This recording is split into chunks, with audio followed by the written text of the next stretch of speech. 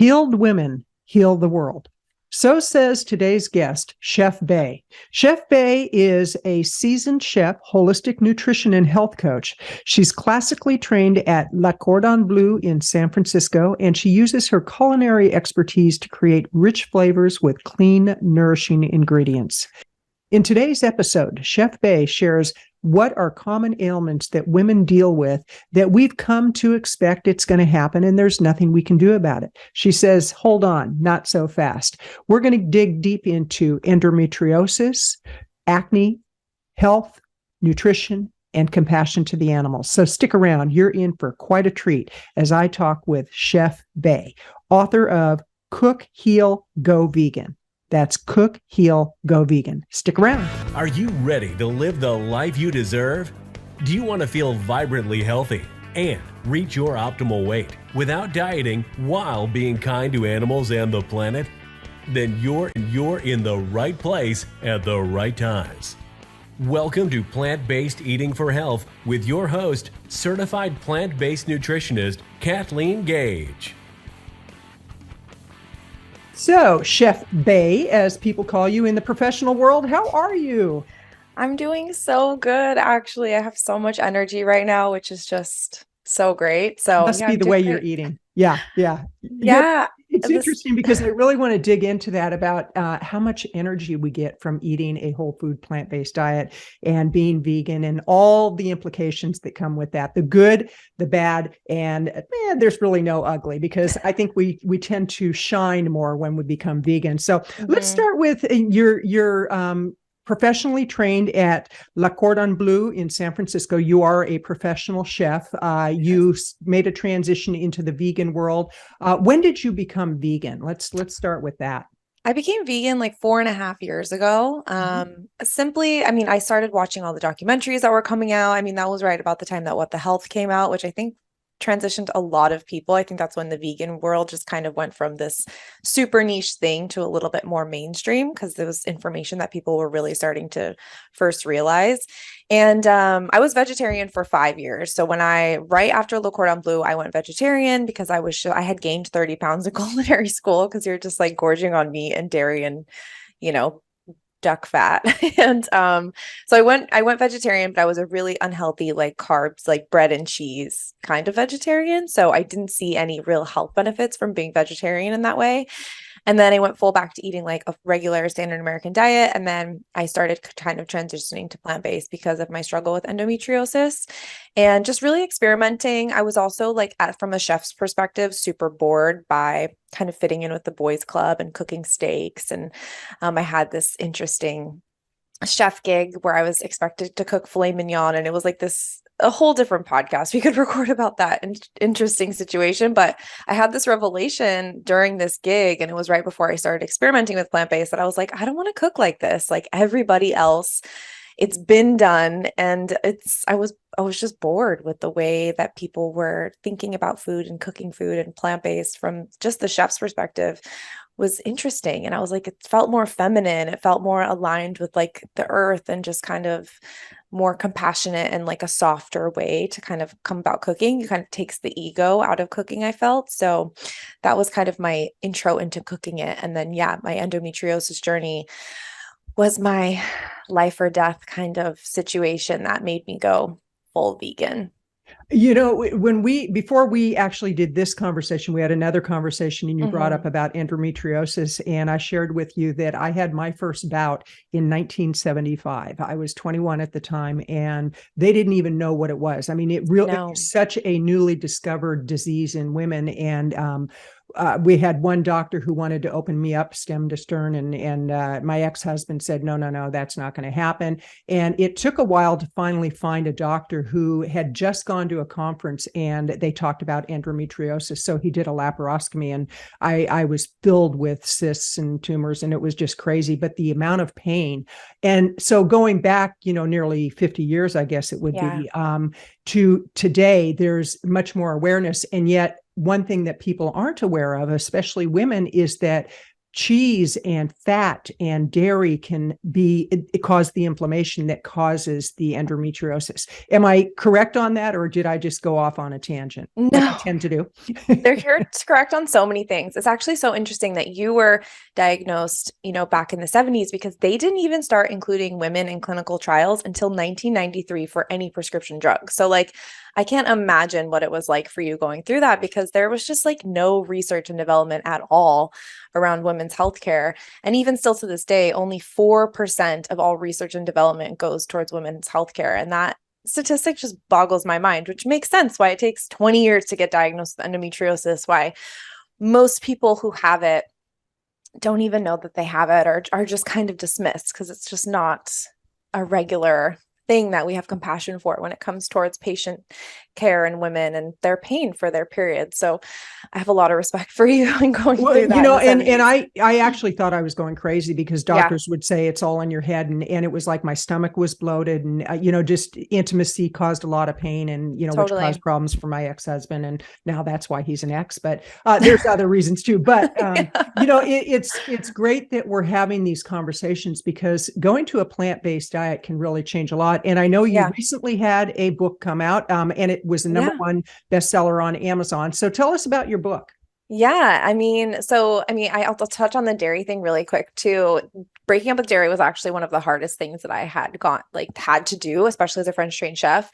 And the more that I learned about it, and actually on my podcast, it's called The Plant Remedy, I have interviewed some of the top doctors who are very much anti-dairy. And I learned a lot from them, talking to them. As a podcast host, you just learn so much from your guests. You're learning at the same time as your audience, which is so cool. And I really learned a lot about how the estrogen in dairy is so detrimental to endometriosis and PCOS and period problems, because it's just this excess estrogen. And when you really think about it, this is milk that's meant for a mama cow to give to a baby cow, or a goat to a baby goat, and grow that animal to be a full-size cow. So you're getting all of those hormones pumped into your body through your cheese, through your milk, through your coffee creamer, through the milk powder that's on Pringles. It's literally just estrogen is just all over our food system. And I will say it's a different kind of estrogen than the phytoestrogen that's in soy, but it just is not good for us, right? Especially as women or people with periods, it's too much estrogen. And then you add birth control that has estrogen in there as well.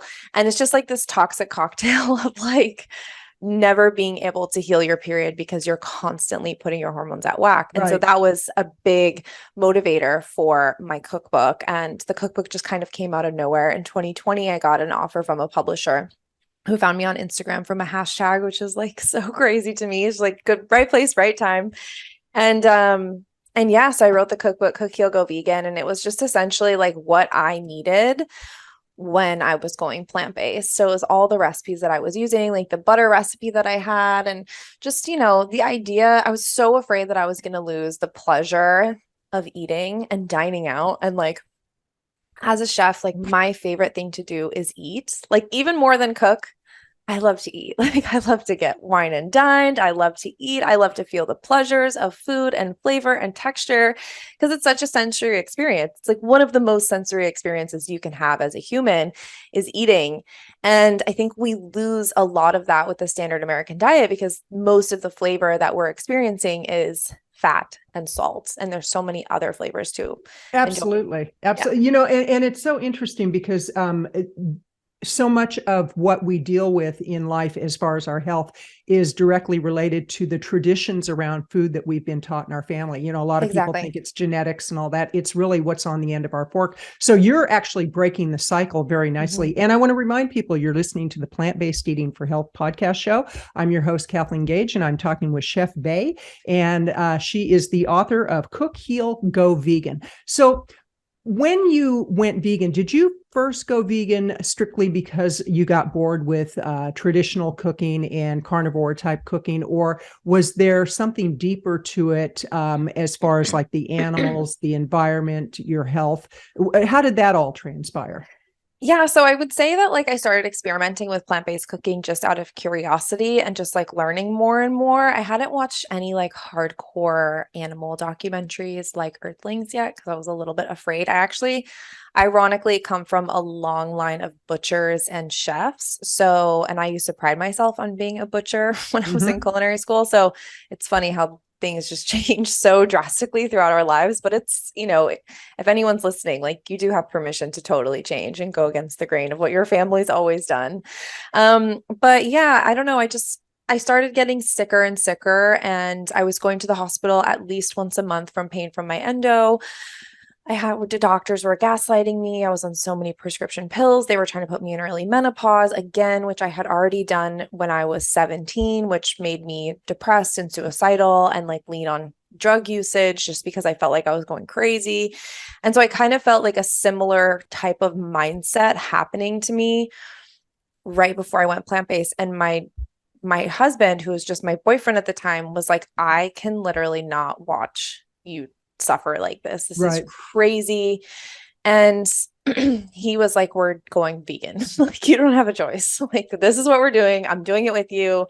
I don't really buy into any of this anymore either, because we had just learned so much at that point. And then we watched Earthlings, and I was like, oh my gosh, I need to just be more compassionate. And what I realized too is like the suffering of animals and the environment is really directly related to the suffering that we're going through and just living in really toxic environments, like not having compassion for animals, the way that the food system is set up. And I've really started to look at the health of the people on this planet in direct relation to the health of the planet and the animals that live on the planet. And the more you kind of realize that it's all connected, I was just like, wow, this makes so much sense. And on top of it, we went vegan for 30 days and I felt so much better. And after 6 months, I was able to get off birth control, which I had been on since I was 11. So Mm. like 16 years of birth control, like constantly. I had tried everything from the ring to the arm implant to the IUD, which sent me to the hospital, like just horrific experiences with birth control. And I just felt like kind of a guinea pig with birth control because it was like, oh, that doesn't work. Let's try this one. Oh, that Right. doesn't work. Let's try this one. Instead of realizing that like this is just a band-aid for the problem. And the problem is starting to be bigger than the band-aid. So I was finally able to get off birth control, get off all my painkillers, which was really big for me because I had been on opioids for a really long time, like since I was in high school. And it just really dulls your personality. It Mm-hmm. makes you not feel like yourself. It also clouds your judgment. And so I was able to just finally feel normal. I would always joke about how I was like a 90-year-old woman living in a 25-year-old woman's body. And that's how I felt. I just felt sick and like everything hurt. I had so much inflammation. And finally, I just felt normal. I just felt like thought I was supposed to feel being in my Right. mid 20s.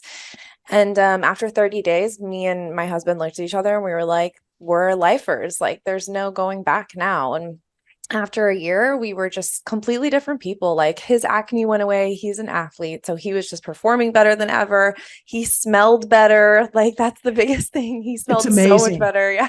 It's truly amazing. There's so much to unwrap with what you just shared, and I definitely want to talk about the body odors and all that because that's something that I noticed also. It was like that is a thing of the past, and it's interesting because I interviewed Linda Middlesworth, who happens to be a friend, and we went to a conference together a few months ago. She was one of the speakers. I was the Yeah. MC, and she's 78 years old, has been vegan for I think going on 35, 40 years. And she goes, I can always tell if a man is eating cheese. He can be walking down the street and I know he's eating cheese. And I said, well, Yeah. how can you tell? She goes, he has man boobs. And I mean, this is coming out of a 78-year-old woman. And I'm like, wow. And she goes, she said, start paying attention. And it was so interesting because after that, my awareness was opened up and I was like, oh, you've got man boobs. You must eat cheese. I didn't go up to them and say that. But, and another thing you mentioned was how your family, you come from a family of butchers. I'm sure you've heard of the World Peace Diet by Dr. Will Tuttle.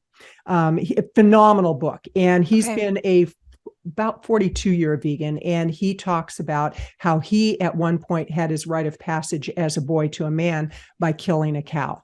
And now he's just like he was a Buddhist monk at one point. He walked from cross country on a meditative walk. I mean, very spiritual man. And he said, I can't even imagine that was the life I lived compared to how I'm living today.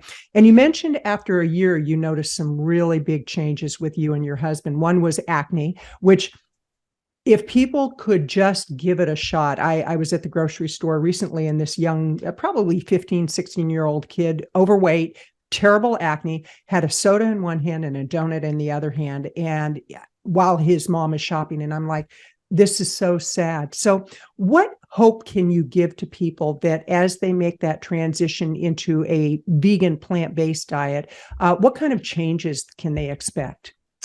Yeah, I mean, I think first off, the way that the food system is set up is designed to make us addicted to the food. So cheese specifically releases a dopamine effect, the same type of effect that you get when you're taking a painkiller. And so it's very addicting. So when you eat that cheese, you're immediately receptors in your brain go off and you're there like, ooh, I want more of this. This is great, right?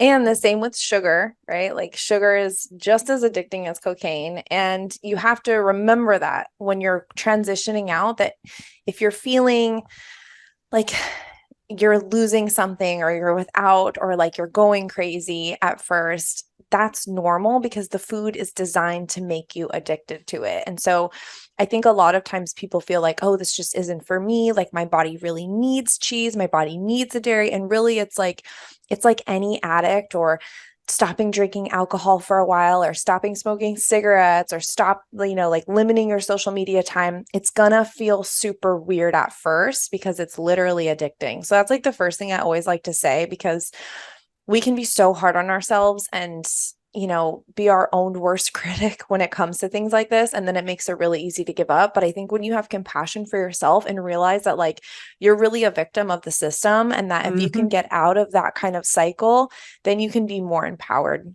And moving into like what it's like a year later is you really just feel more conscious and empowered about the food choices that you make. And it's no longer like, I never go to a restaurant and look at meat on a plate or someone eating a burger or like even something that I used to love, like something super like next level, like burrata on something. Like I never look at that now and think of it even as food. Like I'm Right. like, you do your thing, you eat whatever you're going to eat. But I never think like, oh, I'm so jealous. I wish I could eat that, because my brain doesn't even want it anymore.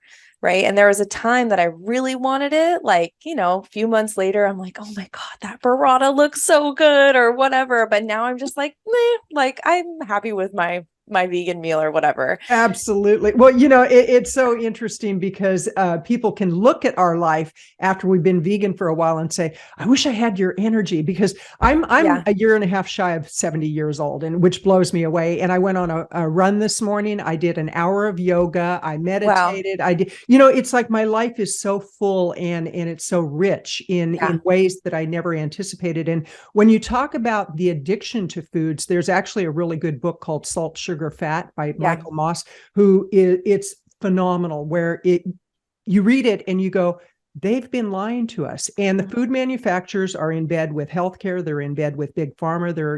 There's this whole integration of, some people would call it conspiracy theory, but if you really dig deep, you're going to find out you have been lied to and we're being manipulated. And so I love what you're doing. And now I know that you got your certification for plant-based nutrition through Cornell University. When did you decide to do that?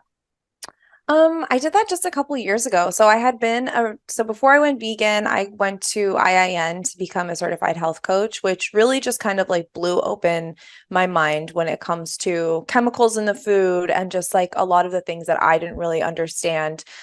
Being someone that paid 6 figures for a culinary arts and hospitality management degree, I like didn't understand where our food came from. So I became certified as a health coach, which took a couple years and was actually really eye-opening for me and really kind of helped me change how I was a private chef, how I approached clients, how I approached food in general. So it really helped me get rid of like refined sugar and refined wheat flour and that kind of thing. It was kind of like my intro to kind of eating a more healthy way, but I was still eating meat and dairy.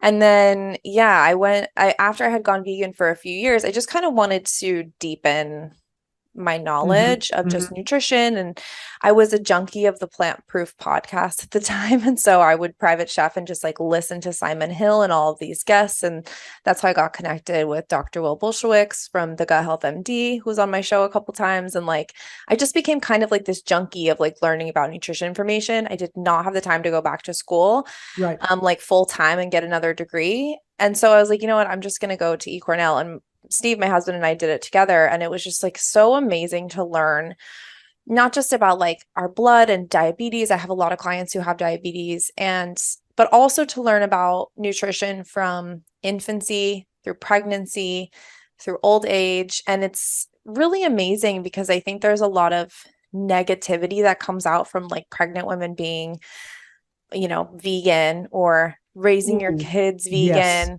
And a lot of that I was still unsure about. And like when going to the T Colin Campbell Center for Nutrition Studies, like really just solidified that like this is the best thing that you can do for all ages. And there's just so much noise that happens in the nutrition, I'm going to air quote nutrition field on social media. For those people listening, it is an air quote. It's an air quote, the nutrition field on social media, and also diet culture and this intense like carnivore diet obsession and this meat gorging obsession that I just am just so baffled by, but it really is. It's like you're doing the best thing for your child by giving them plant-based diet for health reasons, but also for their taste buds. Because when you first start your child off with super salty, fatty, processed food, that's all their brain registers. And their brain wants this super big dopamine hit every time they eat. So when they see something like a vegetable, they're going to be like, no, this isn't going to give the dopamine. Their children are all intuition. Like they literally just go off of feeling all like that. That's it. They're always testing limits, going off of feeling. And so when you can start them on a more whole food diet, you're going to be so surprised by the fact that they're not going to be picky eaters going into life as 10, 11, 12, 13, 14, 15-year-olds. They're going to be more health conscious from the beginning because that's what they've always been eating. Well, and it's so amazing how a child can start gaining weight, be obese, because the obesity rate in young people is, I think, at about 30 or 35% in some age groups, which what comes with that is the onset of adult diabetes, high blood pressure, heart disease. I was talking to somebody recently, an expert with childhood diseases, and the youngest heart disease patient he saw as a result of diet was 2 years old. And you're just like, oh my gosh, this is crazy. And then the whole thing around autism and ADHD, and you have to wonder. Yeah, it's like it used to be when I was growing up, autism, you didn't even hear about autism. And then they started putting statistics together. It was 1 in 10, 15,000. Now it's about 1 in 30 to 32 kids have autism. And you have to wonder, is it because we know more about it, or is it truly because our food is killing us? And, there's so much that you have shared, just a wealth of information for people to really dig into. And speaking of information, how can people find you, Chef Bai? Yeah. So, I mean, I'm all over the place. I'm on YouTube, Instagram, TikTok. I'm like on TikTok, I would say the most, just sharing like little tidbits of information. But I also have a course called the Period Liberation Protocol, where I help women and people who experience periods, basically just like heal their periods from food and lifestyle. You said at the very beginning of the show that like, oh my gosh, you have so much energy. And it's funny because I do know some people that go plant-based and realize I'm still don't have energy. And essentially what I tackle in the protocol is all the other lifestyle factors that could be causing you to have low energy. So from nutrient deficiencies, we do like functional at-home blood testing, to environmental things like using bleach in your home, or mold toxicities, or toxic hair care and skincare, fragrances. Like there's so many things that can like load up our toxicities in our bodies that can cause things like endometriosis and PCOS and hormonal migraines and anxiety and things like that. And so in the protocol, I, of course, go over food and nutrition and meal plans for each cycle of your period, but I also talk about your toxic load and how to kind of get rid of that toxic load from your life so that you actually have a good shot of healing and having that energy that we're always talking about. Awesome. And what is your web address? Yeah, it's www.chefbai.kitchen. Chefbai.kitchen. Yes, And that would yes. be CHEFBAI dot BAI kitchen. dot kitchen. Okay, Yeah. Yeah. wonderful. And for me, it's like I look at women my age, women starting in their 50s, going into their 60s, and then into their 70s and 80s. And it really is interesting when you start looking at the ones who are plant-based, have been for a while, and the vibrancy they have in life in their 70s, and they're living like people should be living in their 20s and 30s. And where do you see with what you're doing, if you could wave a magic wand and make the world the way you wanted it to be around health and nutrition, what would you like to see happen with women, especially around their periods, endometriosis? Because I can tell you, if you, the people listening, if you have never had endometriosis, I wouldn't wish it on my worst enemy. It is like the worst. And especially when you have a disease that they can't diagnose and you're living with it and they're saying it's all in your head. Because you mentioned, Chef Bai, that you were taking narcotics to get rid of the pain and you felt like you were going crazy. And that I think that's a common thread. So what would you like to see happen in the world? I truly believe that a healed woman can heal the world. And let me write that down. A healed woman can heal the world. And I just know that we're all so exhausted. It's exhausting having to fight for basic reproductive rights. It's exhausting having to fight for more than 4% of all, research and development to be towards women's health. It's exhausting trying to, function and do so much that women and people who experience periods do while experiencing chronic pain, chronic bloating, and just this feeling of just like you're in it by yourself. It's the most isolating feeling, yet you're expected to have kids and run the family. And if you're experiencing infertility, you feel like it's your fault, right? And there's just so much that goes on that women carry the burden of, or women going through menopause and still working full time. And like, there's just so much that happens. And so I don't know. My wish is that although we're exhausted, we don't let up and we keep talking about these things and we demand better from our food system, from our medical system.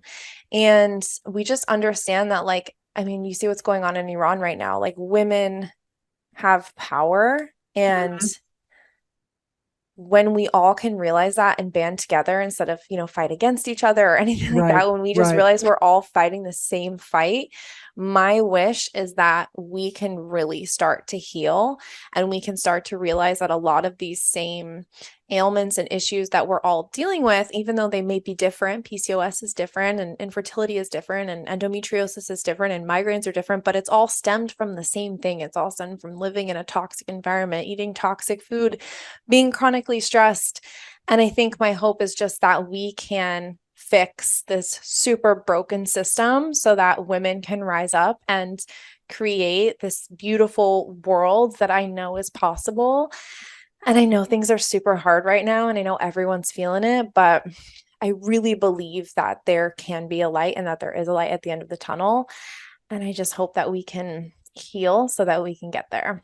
Well, I love your perspective and what you're saying, because we are a very sick society right now. Yeah. And I love what you said about the women in Iran, because they are literally putting their life on the line. I mean, they know that, and they're willing to do it for the freedom that it can give other women. And so I really think that with what you're doing, you are shining a light on it. And it's sad to think that people are living a life of existence rather than a life of inspiration and a life of quality, because about a year and a half ago, I actually broke my wrist, and it was a freak accident, had nothing to do with brittle bones or anything like that. I used to be a weight trainer, so it's, it was none of that. And as I went through the process of getting the surgery, going to physical therapy and having doctor visits, it was really an eye-opener to me to go out into the real world around people that they were having surgeries for their knees, their hips, whatever it may be, much of it due to their own lifestyle choices. And I really want to encourage people to do the research, women especially, because we're having our rights taken away from us. There is no two ways about it. And when we have have the knowledge, then we can make better decisions. So I love what you're doing, Chef Bai. I encourage people to get your book, go to Amazon, Cook, Heal, Go Vegan. We'll put the link in the show notes. We'll put the link to your Instagram and your website. And I encourage people to really tap into what you have, because you are very well researched. I love your passion. And it's sad to think that people are living lives of quiet desperation. As Thoreau said, many people live lives of quiet desperation, and they don't know that there's a better way. And what you're doing shines a light on it and gives people hope. So in closing, the one thing I would like you to share with people is, what is the first step that they can take in it, besides getting your book? I was reading through it, and I love what you said about, it's not about a few people being vegan perfectly. It's about millions of people doing it, and every day you get better and better. So I really appreciate that.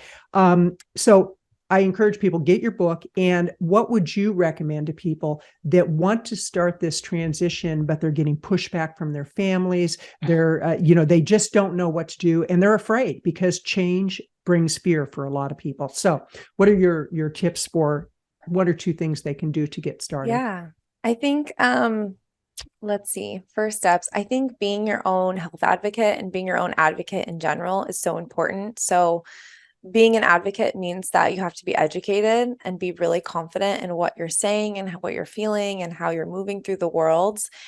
And so that's the first step, is to get really educated in why you want to go plant-based. Because if you don't have a strong why, it's not going to stick. You can find the best vegan meals and have a 28-day vegan challenge. But if you're not really strong in why you're doing it, people are going to be able to sway you back the other way. You are going to feel like, what's the point? So I think having a really strong why is like the first most important thing. And then the second thing, I'll say 3 things. The second thing I would say is to find inspiration everywhere. So whether it be at the grocery store, who you follow on social media, who you decide to talk to food about, like, you don't have to talk to everyone about what you're eating. You can just talk to the 1 or 2 people in your life. I made that mistake. I talk to everybody about it. So no, go ahead. When you're first starting, it can get really intense, So yeah, like, don't bring it up to everyone. Just tell the people in your life that you know are going to support you, because then you're going to feel like empowered, and it's going to help inspire you. And I think inspiration is so important. There's so many amazing people that you can follow on social media, talk to your farmers, eat seasonal produce. Like, all these things are just little bits of inspiration. Find recipes that utilize seasonal produce that aren't super complicated. And then I would say the third thing is just take it 1 meal at a time. I think we have this like really overwhelming expectation to be like, and I do this to myself all the time with everything, like, oh, I'm just going to be a weightlifter now, or I'm going to do this, or I'm going to, but it's really just like, okay, what do I want to do for my next meal? Right. How can I make my next meal plant-based? Or how can I make my next meal dairy-free? And I think when you just think meal by meal, eventually you wake up and you've had 100 vegan meals, and it's, I love it. Easier. So I love that recommendation, because I tend to be very black and white. I've been sober for 39 years. And I remember when I first got sober, I asked my sponsor, I said, how does somebody get 10 years? It's like, that's mind boggling. And she goes, you want to know the secret? I said, yeah. She goes, 1 day at a time, you don't drink for 10 years. And I'm like, oh, what a concept. And it's the same thing with 1 day at a time. You don't eat animal and dairy products, and pretty soon you'll be living the lifestyle of a vegan. Now, it's interesting because you said, know your why. And what I've discovered is the why changes over time. Initially, for me, it was about health, and I had inflammation, and it was like, okay, first I was buying into, oh, it's my age. And then I decided to research it. It's like, no, it's not my age. It's what I'm eating. Well, 6 months into it, I had what I call a spiritual awakening, where I realized how much the animals were suffering. And I really felt the pain and suffering, and my why instantly changed, and it became about the animals first, health, the environment. So the why changes. And I am so thrilled to have had you on the show. You've been delightful. I would love to have you back. And I encourage people to get your book, Cook, Heal, Go Vegan. Chef Bai, it's been delightful. And you have all been listening to the Plant-Based Eating for Health podcast show. I'm your host, Kathleen Gage, encouraging you, go out, be aware of what you're doing in your life, and live consciously. Have a great day. Thank you for your commitment to an ethical life through plant-based food choices. The kind of choices that are kind to your body, the environment, and most of all, animals. Be sure to leave a review and rating of the Plant-Based Eating for Health podcast show.